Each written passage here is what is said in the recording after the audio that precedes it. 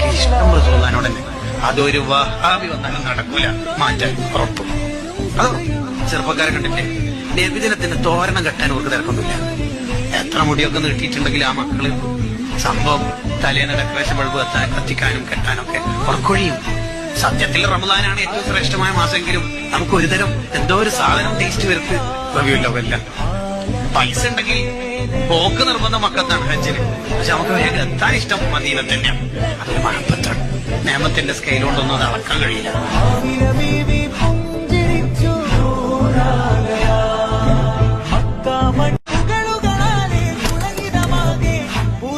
ചെയ്താലും നമുക്ക് ഇഷ്ടം റസൂലുള്ളാഹിനോട് തന്നെ.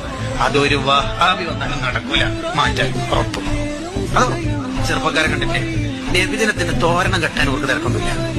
എത്ര മുടിയൊക്കെ നീട്ടിയിട്ടുണ്ടെങ്കിൽ ആ മക്കള് സംഭവം തലേന്ന് ഡെക്കറേഷൻ